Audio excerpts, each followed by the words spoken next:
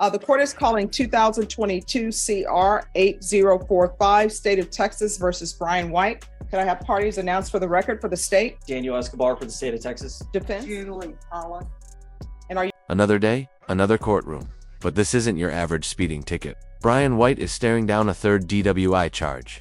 That's a third-degree felony, folks. Stakes, high drama, guaranteed. You, Mr. White? Yes, ma'am. Mr. White, I'm showing you what's entitled Court Admonishments and Defendant's Waivers and Affidavit of Admonitions. Did you review that document with your attorney? Did you understand it? Did you sign it in all the appropriate places? Did you understand you're charged with the offense of driving while intoxicated third or more as a third-degree felony? The range of punishment is anywhere from 2 to 10 years in prison and up to a $10,000 fine. Did you understand? Counsel, has your client been able to provide you with any defenses? Yes, Your Honor. Next, I'm going to show you what's entitled the plea bargain page. Did you review that with your attorney? Did you understand it? Yes, I did. According to the plea bargain agreement. Let's talk ignition interlock. It's a breathalyzer you have to blow into to even start your car. 2 years of that, plus a 10-day jail stint. But wait, this is probation, not prison, yet. Sounds like a break, or a test. Plea bargain agreement punishment is to be assessed at 8 years in the prison. There's a $1,000 fine. There's no application for deferred adjudication. The state recommends community supervision.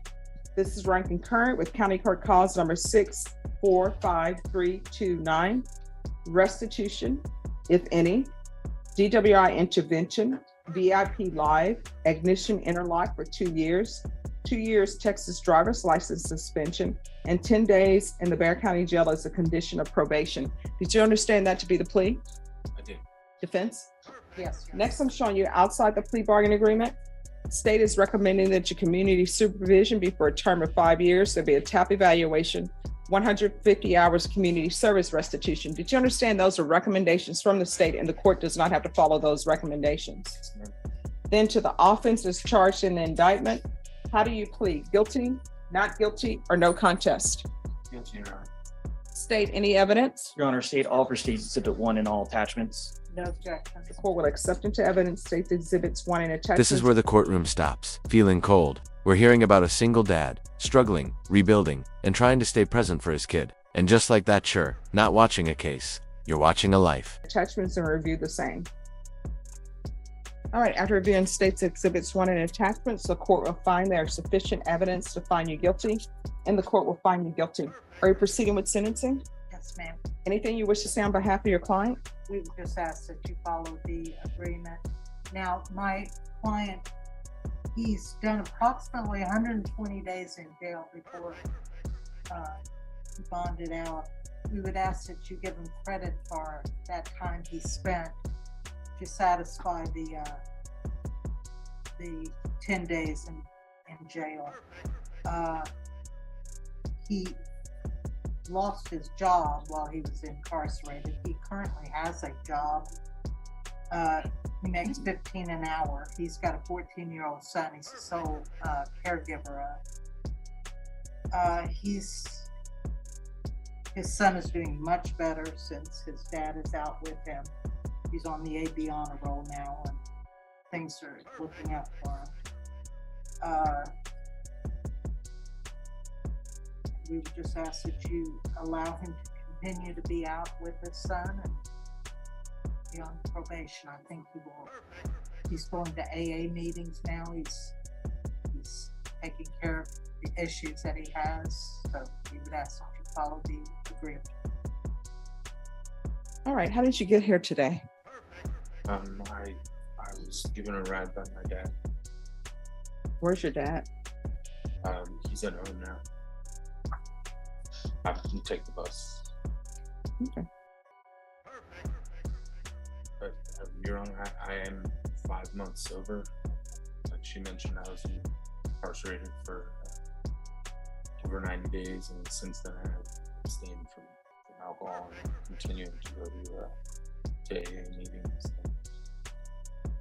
Being away from my son for that long is kind of put things into perspective. So no intention of going back to drinking. Whoa, the court's offering reduced community service if he shows proof of COVID vaccination? That's a twist.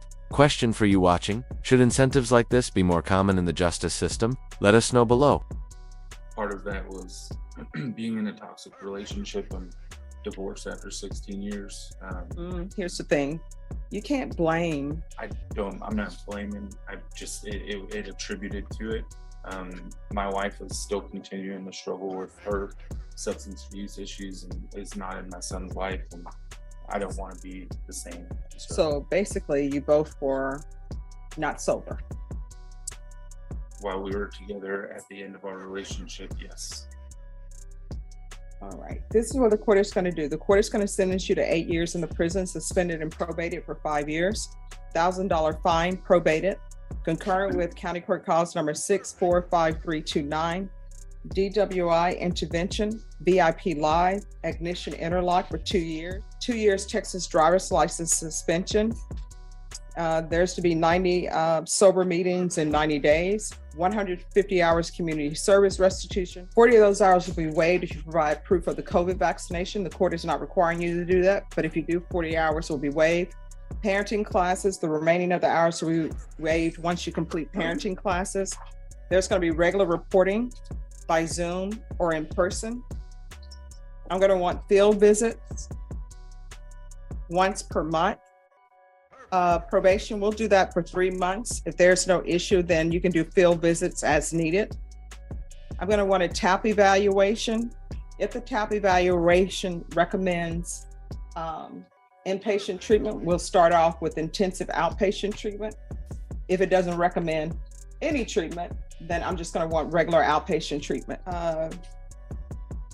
There's going to be 20 days GPS partial for employment in lieu of the 10 days in the Bexar County Jail. And I'll ask that the fees are waived. Probation, is there anything else he needs? Oh, proof of employment within 30 days. There's to be no employment as a home health care provider or with minors. Probation, is there anything else he needs? Thank you. And we'll do regular UAs. And make sure they test for alcohol. All right, is there anything else you need from the court in order to be successful? All right, good luck to you. We can go off the record. Here's the thing. This is what I've discovered. My statistics professor will be disappointed in me because I haven't done an actual study of it. But usually when people are driving intoxicated and they end up getting in a car accident, you know who ends up getting hurt? Their passenger, somebody else. It could have been you driving and your child is in a car with somebody else and you end up hitting them and killing them. Don't be that person. You understand? All right, good luck to you. All right. Court is calling 2020 a motion to revoke community supervision with your attorney. Did you understand it? Yes, ma'am. Okay. Are you the same Brian Christopher Wright who was placed on community supervision in 2022 CR 8045 for the offense of driving while intoxicated third or more on November 7, 2022 for a term of 5 years? Yes, ma'am. All right, state. State would like to orally amend. Okay, plot twist. He violated probation. Failed to comply with the ignition interlock. It's like being handed a lifeline and then not holding on. What's coming next? Prison or another shot? And violation of condition number 15 to read ignition interlock rather than hand device. We have no objection on that. All right. On or about the 15th day of December 2024 in Bexar County, Texas, the defendant, Brian Christopher White, did then and there fail to comply with the rules, regulations, or instructions of the ignition interlock device, in that the defendant failed to provide daily samples in violation of condition number 15. How do you plead to that? True or not true? True. State waives the remaining violation allegations, Judge. Any objections to the waivers? No, Your Honor. All right, did you understand by pleading true to violation of condition number 15, the court could find it true, grant the motion, and sentence you up to 8 years in prison and up to $1,000 fine? Knowing that, do you still wish to plead true to violation of condition 15? Court would find violation of condition number 15 true. Is there a proposed agreement? There is, Your Honor. So, Judge, continued supervision, permitted conditions to include scram and monthly home visits. All right, so Mike, again, any objections to the court reviewing the court summary? No, Your Honor.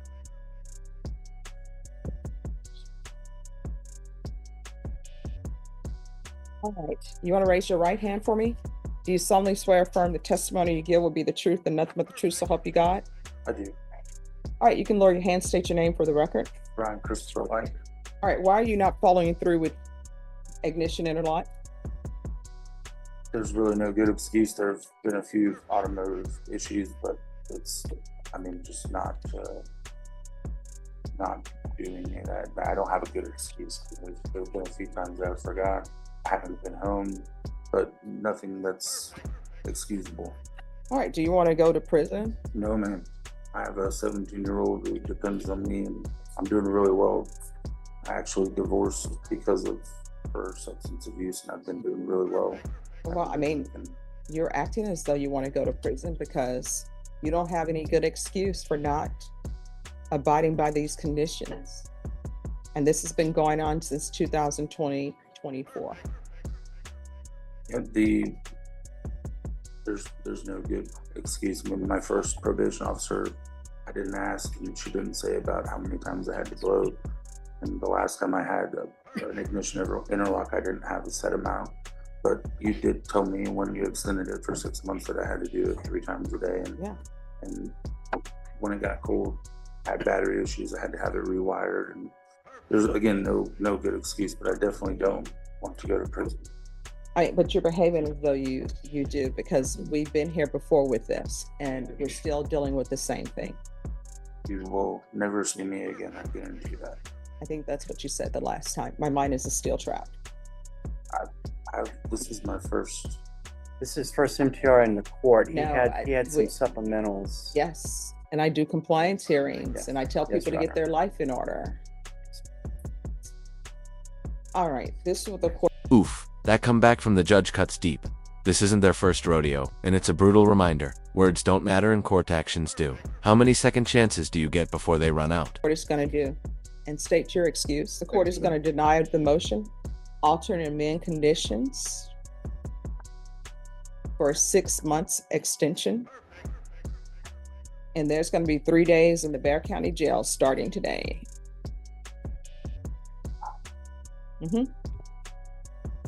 All right. Where I can help someone to take care of my son. Okay. Is the 6 month extension on the probation supervision or on? Yes, on the probation supervision. Okay. And then 3 days in the Bexar County Jail starting today. Is there any way he could like turn himself in at 5 o'clock or? So who's with your son now? He's at school. And who lives in the house with you? And where are your parents? I work. All right, so are you able to call them to let them know? Yeah. All right, I'll allow him to make a phone call to them and let them know to pick him up. Okay. Can he call his work as well? Because he doesn't want to lose his job. Sure. Deputy Mejia, Yes, Judge. he'll need to call, he's gonna go into custody today, but he'll need to call his work and his parents. Yes, Judge. So I'll be out by Friday, so I won't have to miss work next week. No, you have 3 days. And counsel, you can come back and check in with the court on day 3 to make sure that he's been released. Yes, sir. Yeah, including today is.